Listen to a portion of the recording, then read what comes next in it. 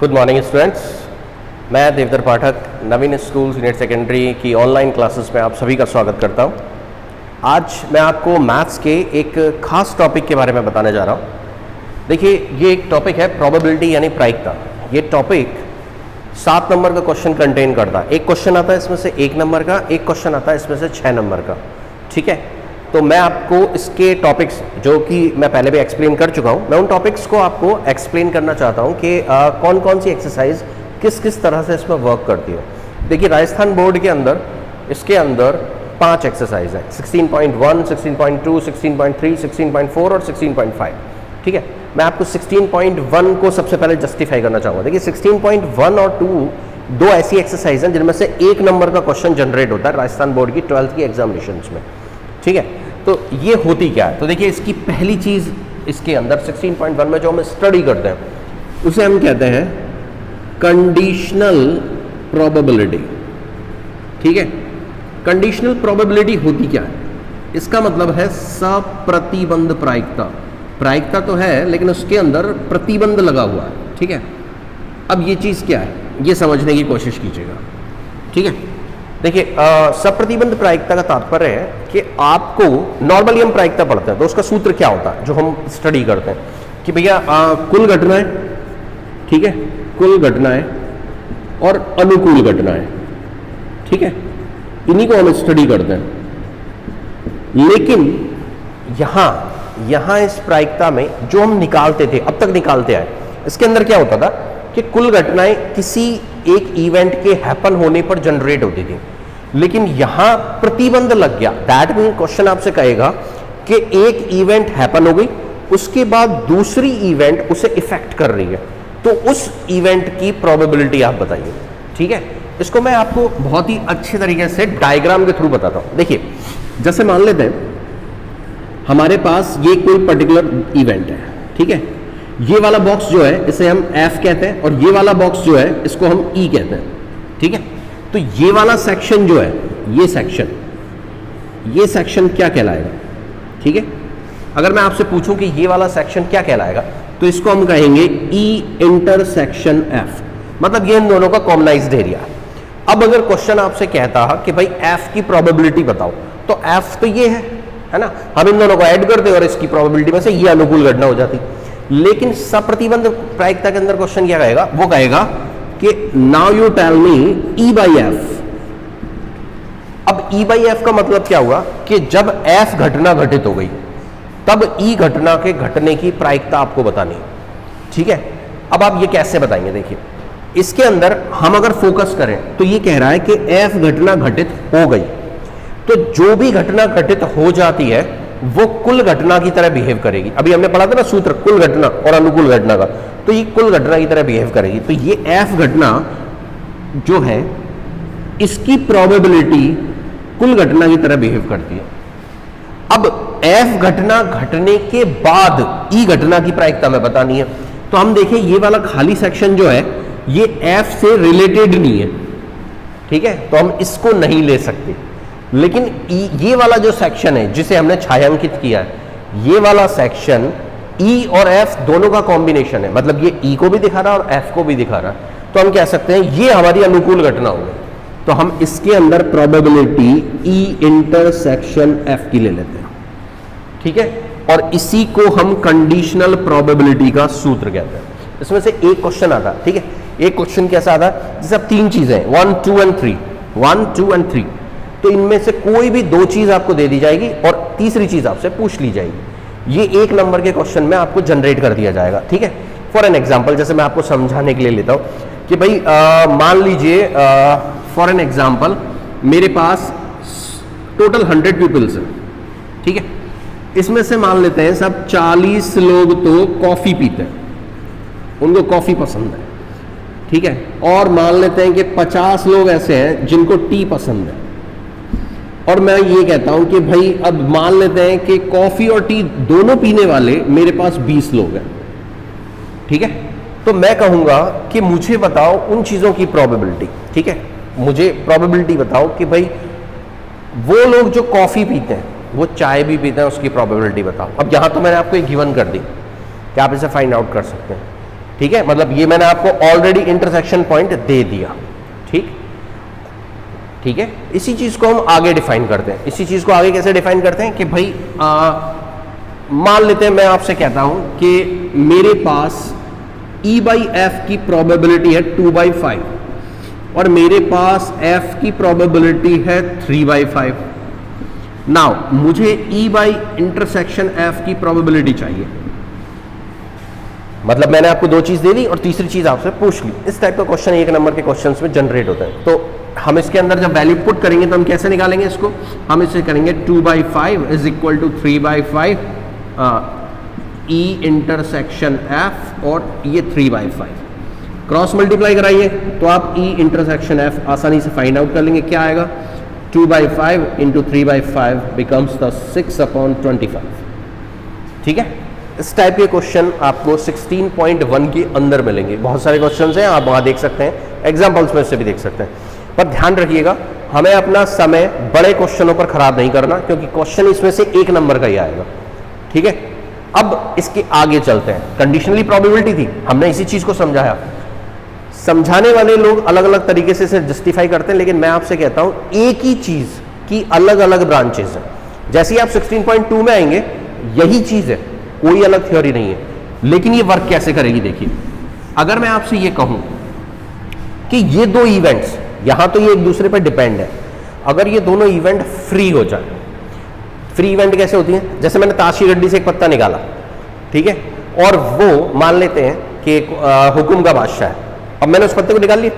अब मैं कहूं कि मैं ये जो पत्ता निकाला इसकी प्रोबेबिलिटी क्या होगी? तो आप कह सकते हैं सर 13/52, क्योंकि 13 हुकुम के पत्ते होते हैं, ठीक है, 52 टोटल पत्ते होते हैं, तो आप निकाल लेंगे। अब मैं यही पत्ता वापस रख के अगला पत्ता निकालूं तो मैं वापस सेम प्रोबेबिलिटी लूंगा। लेकिन अगर मैं ये पत्ता निकाल कर फेंक दूं तो इस गड्डी पर प्रभाव पड़ गया। अब 52 की जगह 51 पत्ते ही रह गए। ठीक है, तो अगर मैंने इस पत्ते को निकालकर फेंक दिया, इसका मतलब ये घटना इस घटना को प्रभावित करेगी, पत्ते कम हो गए। लेकिन अगर मैं इस गड्डी का पत्ते को वापस रख दूं और फिर कहूं दोबारा एक और पत्ता निकाल रहा हूं, तो क्या उस पहले वाली घटना का इस पर इफेक्ट पड़ेगा? नहीं ना। क्यों? क्योंकि ये फ्री इवेंट्स हो गए। जैसे आपने एक सिक्का उछाला और उस पर हेड आया, तो उसकी प्रायिकता यानी प्रोबेबिलिटी क्या होती है? 1/2। अब मैं कहूं उसी सिक्के को दोबारा उछालो, तो अगली बार हेड आने का क्या पिछली बार हेड आने से कोई प्रभाव पड़ेगा? नहीं पड़ेगा। तो ये दोनों इवेंट्स क्या हुई? Free events. तो यहां पर जब 16.2 चलेगी तो वो चलती है फ्री इवेंट्स के ऊपर। ठीक है, फ्री इवेंट्स। ठीक, अब फ्री इवेंट्स क्या होती हैं? मुक्त घटनाएं, जिनका एक दूसरे से रिलेशन नहीं होता। तो देखो, उसको मैं बड़ी आसानी से समझाता हूं, उसमें कुछ नहीं होता। जब आप E इंटरसेक्शन F निकालेंगे तो घटना E की प्रायिकता अलग होगी और घटना F की प्रायिकता अलग होगी। उनका एक दूसरे से कोई लेना देना ही नहीं होगा। बस इसी चीज पर पूरी की पूरी 16.2 टिकी हुई है। और मजे की बात ये कि इसमें से भी 1 नंबर का क्वेश्चन आता है। ठीक, और इसमें भी 3 चीजें, 1 2 3। तो क्वेश्चन जब आएगा तो आपसे बड़े आराम से कोई भी 2 चीज दे देगा और तीसरी आपसे पूछ लेगा। ठीक, इसे आप निकाल सकते हैं। अब देखिए, समझदार एग्जामिनर क्या करता है? समझदार एग्जामिनर डायरेक्ट पूछने की जगह थोड़ा सा घुमा के पूछेगा। वो क्या कहेगा? वो आपको ये तो दे देगा, लेकिन पूछेगा ये, वो आपसे कहेगा मुझे तो ये चाहिए। हमने पढ़ा था, अगर आपको याद हो 11th क्लास में, इसका फॉर्मूला होता है E plus F plus E intersection F। ठीक है, ये पहली चीज है जो एग्जामिनर घुमा के पूछ सकता है। तो अगर वो ये पूछता है तो इसकी जगह मुझे किसे यूज करना है? इस फॉर्मूले को। तो मैं कैसे लिखूंगा इसको? मैं इसको लिखूंगा E union F PE plus PF plus PE dot PF। ठीक है, तो क्वेश्चन ऐसे भी पूछ सकता है। अब इसी में क्वेश्चन दूसरी चीज देखो, क्वेश्चन एग्जामिनर ने समझदारी दिखाई क्या? उसने 16.1 में तो इस टाइप से पूछ लिया, लेकिन 16.2 में थ्योरी तो उसने ये दी, मगर इसके साथ साथ वो ये भी पूछ सकता है। अब इसी की उसने एक और ब्रांच निकाल दी। उसने कहा भैया कोई जरूरी है मैं ये पूछूं? उसने कहा मैं तो ये भी पूछ सकता हूं। क्या? कि मुझे तो ये बताओ। And what is this? इसे हम कहते हैं नॉट, मतलब ये घटना नहीं घटेगी इसकी प्रायिकता। तो बड़ा आसान है। पहले आप ये निकालिए और इसे 1 में से माइनस कर दीजिए। ठीक, इसको हम ऐसे भी दिखा सकते हैं, E यूनियन F का डैश, ऐसे भी दिखा सकते हैं।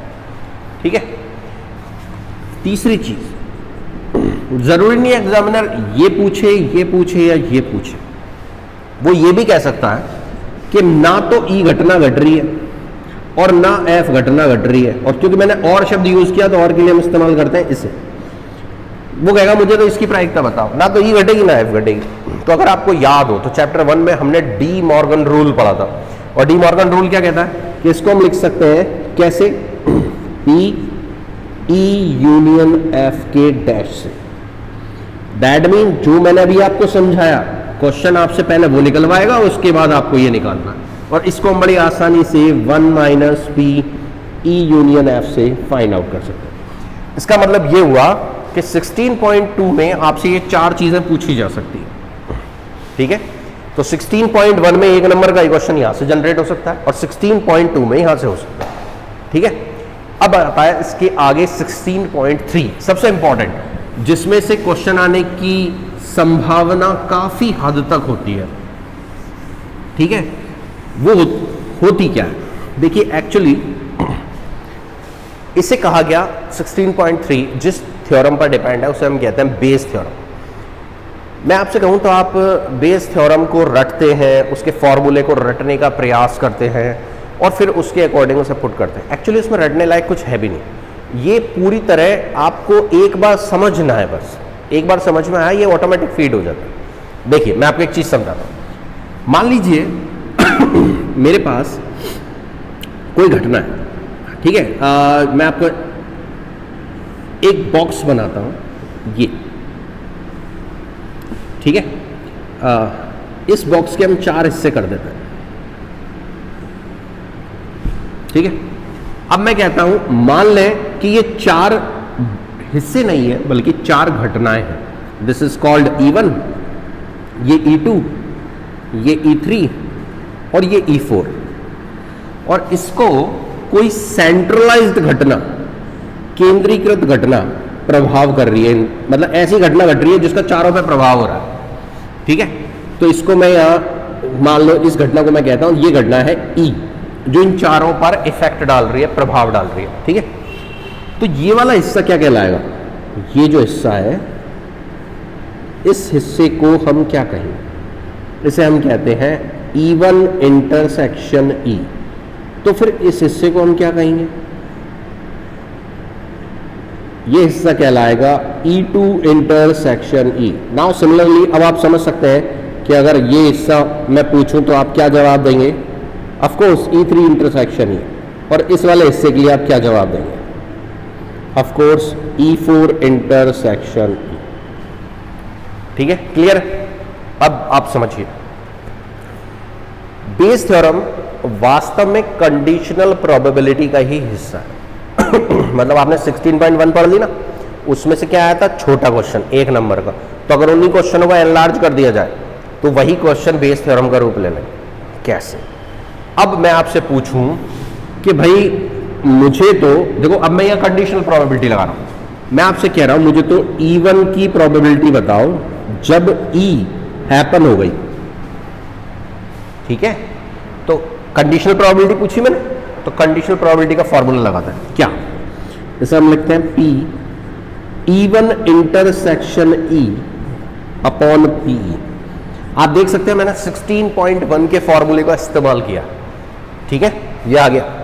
अब यहां पर मैं इस नीचे वाले हिस्से यानी PE को,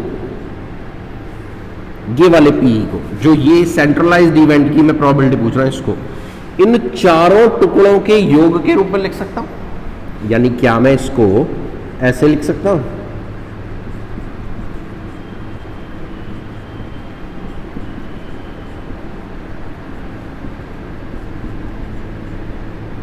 आप सब अगर गौर से देखें तो आप पाएंगे कि हम PE को इस तरह से डिफाइन कर सकते हैं।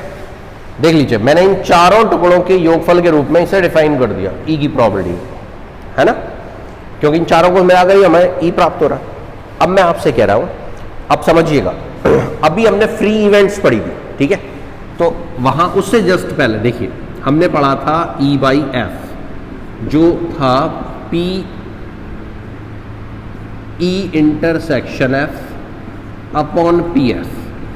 अगर मैं इसको ऐसे वज्र गुणा कराऊं तो क्या मैं इसको ऐसे लिख सकता हूं, E intersection F is equal to PF dot PE/F, लिख सकते हैं ना। तो हम इस ट्रिक का इस्तेमाल करते हैं और इस ट्रिक से इनको लिखना शुरू करते हैं। तो इसको हम कैसे लिखेंगे, इसको हम लिखेंगे PE1 dot E upon E1, ठीक है। ऐसे ही E1 dot E upon E1, E2 dot E upon E2, PE3 dot PE upon E3, and last one is that PE4 dot E upon E4. Okay, this is called E1 upon E जो हमें निकालनी है। तो मैंने इन सबको इस trick से इस तरह से तोड़ दिया। वास्तव में यही आपकी बेस थ्योरम, आप जो रटते हैं ना, पूरी कोशिश करते हैं रटने की और थ्योरम आपको याद नहीं होती, वो यही है बेस थ्योरम। मतलब कहने का तात्पर्य ये है कि ये जो बेस थ्योरम है, ये बेस थ्योरम पूरी की पूरी किस पर डिपेंड है, कंडीशनल प्रोबेबिलिटी पर, ठीक है। अब कंडीशनल प्रोबेबिलिटी पर डिपेंड है। अब सवाल आता है सर क्वेश्चन का पता कैसे चलेगा कि बेस थ्योरम का क्वेश्चन, देखिए बड़ा आसान है। पहली बात, क्वेश्चन 6 नंबर का आएगा, 1 नंबर का नहीं आएगा, ठीक है। दूसरी बात, जो आपको एक घटना हैपन होने के बाद दूसरी घटना की प्रोबेबिलिटी क्वेश्चन पूछे, एक घटना हैपन होने के बाद दूसरी घटना की प्रोबेबिलिटी पूछे, वही बेस थ्योरम, सिंपल, ठीक है। अब देखिए ये तो कब था, जब 4 इवेंट थी, ठीक। अगर 3 इवेंट होती तो कैसे हैपन होता। आप कहते हैं सर ये कैसे पॉसिबल है। देखो हम 3 इवेंट का एग्जांपल लेते हैं। जैसे ये मैंने ले लिया, ये 3 इवेंट है, ठीक है। ये E1 है, ये E2 है, ये E3 है, और इसको कोई सेंट्रलाइज E घटना इफेक्ट कर रही है। तो ये वाला हिस्सा क्या होगा, E3 इंटरसेक्शन E। ये वाला हिस्सा क्या होगा, E2 इंटरसेक्शन E, और ये वाला हिस्सा क्या होगा, E1 इंटरसेक्शन E। 3 घटना हो गई, तो लास्ट में आपको 4 की जगह 3 लिखना है। ऐसी 2 घटना होती तो 2 घटना लिखना है, और अगर एक घटना रह जाती है, इसका मतलब वो 16.1 कंडीशनल प्रोबेबिलिटी बन गई, सिंपल, ठीक है। तो ये आपकी बनी 16.3, जो सबसे इंपॉर्टेंट है और जिसमें से एक क्वेश्चन आना ही आना होता है, ठीक है, अंडरस्टूड, ठीक। अब बात करते हैं हम नेक्स्ट की। प्रोबेबिलिटी के अंदर नेक्स्ट चीज जो है जिस पर हम कंफ्यूज रहते हैं, दैट इज कॉल्ड 16.4, ठीक है, जिसे हम कहते हैं PD। PD means probability distribution. Distribution मतलब बांटना, बांटने को कहते हैं बंटन, ठीक है, और इसे तो हम प्रायिकता कहते ही है, ठीक है। तो ये होता है प्रायिकता बंटन। अब इसमें कुछ नहीं होता। देखो मैं आपको एक सिंपल चीज समझाऊं। जब कोई घटना, अब मान लें कि बहुत सारी घटनाएं घट रही हैं तो सबकी अलग अलग प्रोबेबिलिटी होगी, ठीक है। आपको कुछ नहीं करना, एक टेबल बनाकर उन सबकी अलग अलग प्रोबेबिलिटी शो करनी है, दैट इज कॉल्ड PD, ठीक है। जैसे मान लेते हैं मैंने किसी सिक्के को 2 बार उछाला, तो टोटल घटनाएं कितनी होंगी, ठीक है। तो सैंपल ऑफ स्पेस में कैसे दिखाऊंगा, HH HT TH TT, ठीक है। तो मैं इसको लिखूंगा कैसे। अब देखिए, अगर मैं कोई वेरिएबल ऐसा लूं जो इस सारी घटनाओं को नंबर देने पर जस्टिफाई कर दे, तो उसे मैं रैंडम वेरिएबल कहता हूं, ठीक है, यादृच्छिक चर। तो मैं मान लेता हूं कि मेरे पास कोई घटना है X, और X का मतलब है नंबर ऑफ हेड, ठीक है, इसका मतलब जैसे 0 नंबर, एक भी हेड नहीं आया, एक भी हेड नहीं आया मतलब कौन सी घटना हो गई, टी। अगर मैं कहता हूं एक हेड आया मतलब मेरे पास HT और TH, और मैं कहता हूं 2 हेड आए मतलब HH, तो मैं इसे अलग अलग नंबर देने पे मैंने सारी घटनाओं को व्याख्या कर दी। तो इस रैंडम वेरिएबल से अगर मैं प्रोबेबिलिटी फाइंड आउट करना चाहूं तो कैसे निकालूंगा, तो देखिए जैसे मैंने एक टेबल बनाई और इस टेबल पर मैंने लिखा x और उस x की प्रोबेबिलिटी, ये x और ये उसकी प्रोबेबिलिटी, जैसे 0, 1 एंड 2। अब x 0 आ रहा मतलब एक भी ऐड नहीं आ रहा, इसकी प्रोबेबिलिटी क्या होगी, तो ऐसी कितनी घटना है ऐसी कितनी घटना है जिनमें एक भी ऐड नहीं आ रहा, मेरे पास सिर्फ एक है TT, ओके, कितनी घटना, एक है, और टोटल कितनी है 4, तो मेरी प्रोबेबिलिटी हो गई इसकी 1/4। फिर एक हेड आ रहा, सिंपल 1 हेड, ऐसी कितनी प्रोबेबिलिटीज है मेरे पास, ठीक है। तो पहले देखिए कितनी इवेंट है, इवेंट है मेरे पास 2 जिनमें एक हेड आ रहा है, ठीक, और टोटल इवेंट मेरे पास कितनी है 4, तो 2/4 इसकी प्रोबेबिलिटी हो गई। सिंपल ऐसे ही 2 हेड आने की एक ही घटना है मेरे पास और टोटल है 4, तो 1/4 इसकी प्रोबेबिलिटी हो गई, और यही आपका प्रोबेबिलिटी डिस्ट्रीब्यूशन कहलाता है, ठीक है। अब इस प्रोबेबिलिटी डिस्ट्रीब्यूशन के अंदर 3 चीजें होनी कंपलसरी है। नंबर 1, कोई भी प्रोबेबिलिटी एक से ज्यादा नहीं होनी चाहिए। अगर किसी की प्रोबेबिलिटी 1 है, that mean it will be 100% possible, ये होगा ही होगा, इसके अलावा कुछ होगा ही नहीं, ठीक है। इसलिए 100% के ऊपर तो कुछ होता ही नहीं है, इसलिए एक से ज्यादा प्रोबेबिलिटी नहीं होनी चाहिए। नंबर 2, कोई भी प्रोबेबिलिटी नेगेटिव नहीं होनी चाहिए, और नंबर 3, सभी प्रोबेबिलिटीज का जोड़, योग, एडिशन एग्जैक्ट 1 आना चाहिए। आप जोड़ के देख लें, इन तीनों का योग एग्जैक्ट 1 आ रहा होगा, ना कम ना ज्यादा, ठीक है।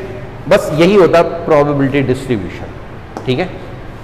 अगर आपसे क्वेश्चन कहे, अब देखिए इसके अंदर 4 चीजें होती है। पहली हो गई PD, प्रोबेबिलिटी डिस्ट्रीब्यूशन। दूसरा, अगर आपसे क्वेश्चन प्रोबेबिलिटी नहीं जांचना चाहे, वो कहे मुझे तो माध्य में इंटरेस्टेड, म्यू में। What is mu?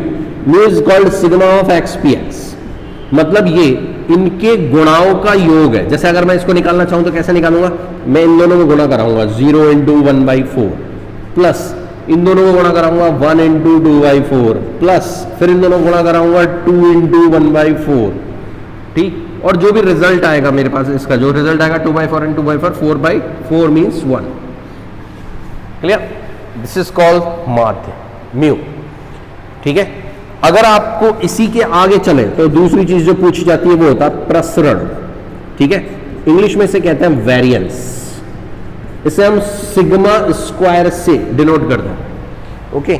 और इसका फॉर्मूला क्या होता है, इसे हम लिखते हैं sigma of x² px minus sigma of x px का होल स्क्वायर, ठीक। लास्ट में जो चीज हमारे पास बचती है जिसे हम कहते हैं मानक विचलन, ठीक।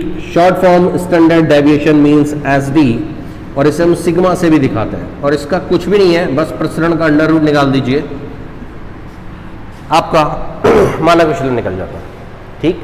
तो नॉर्मली क्वेश्चन इसका या इसका जनरेट होता है, ठीक है। 16.4 पूरी तरह इस पर डिपेंड है, जो मैं फाइंड आउट कर दिया।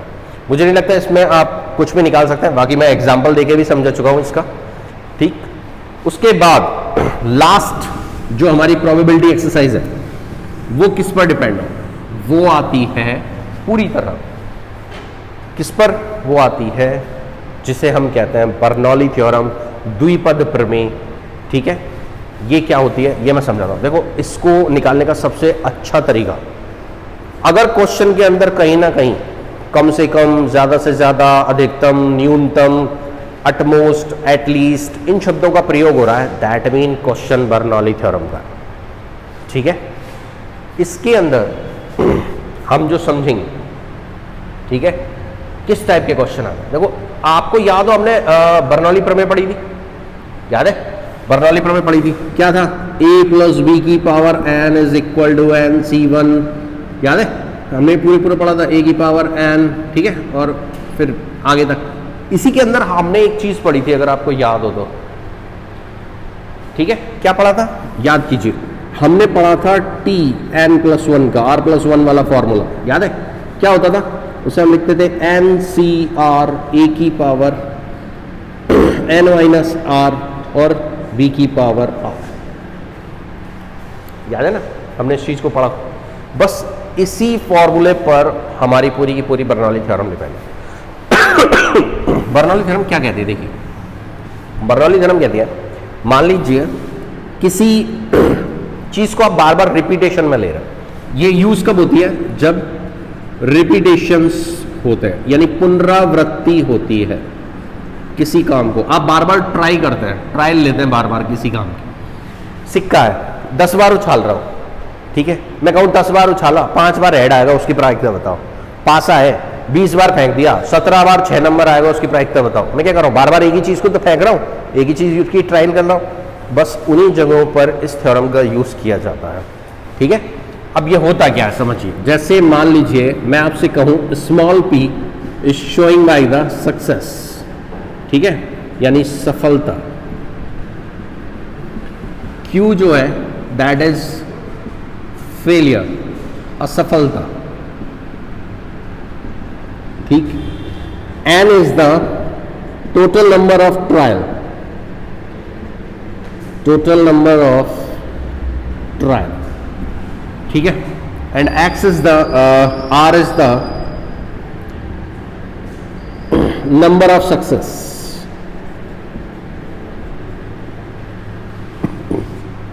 ठीक। तो हम इसे कैसे करेंगे? तो इसके अंदर हम जिस फॉर्मूले को काम में लेते हैं वो होता है p x equal to r becomes n c r p की पावर r q की पावर n माइनस r, ठीक। जैसे इसको एग्जांपल से समझाता हूं। मैंने 4 बार कॉइन फेंका और उसमें से 3 बार हेड आया, इसकी प्रोबेबिलिटी बताओ। तो देखो, हेड आने की प्रोबेबिलिटी क्या होती है? हाफ, मतलब हेड आना हमारा सक्सेस है, ठीक है, तो उसकी प्रोबेबिलिटी हुई हाफ। और टेल आने की क्या होगी? तो हमेशा याद रखिएगा p plus q equal to 1 होता है। तो q को क्या लिखूंगा? 1 minus p means 1 minus half becomes half, ठीक। अब ये आ गया। कितनी बार फेंका मैंने? 4 बार, तो नंबर ऑफ ट्रायल क्या हो गई? 4। मैं कितनी बार सक्सेस चाहता हूं? 3 बार। क्या भाई 3 बार हेड आता है, तो मैं कैसे लिखूंगा? x equal to 3 becomes 4c3। Compare कीजिएगा यहां से, 4c3 हाफ की पावर r कितनी है हमारी, ठीक है। कितनी बार सक्सेस चाह रहे हैं हम? 3 बार, तो ये हो गई 3। और q कितना है? हाफ, इसकी power n minus r. What is n is 4, तो 4 माइनस 3। सॉल्व करें, 4c3 becomes the 4 and it is 1/8, this is 1/2। Now solve it, क्या आएगा? 1/4। दिस इज योर प्रोबेबिलिटी, ठीक है। उम्मीद करूं प्रोबेबिलिटी के पूरे चैप्टर्स की सभी थ्योरी आज मैंने आपको समझाई, समझ में आई होगी। धन्यवाद।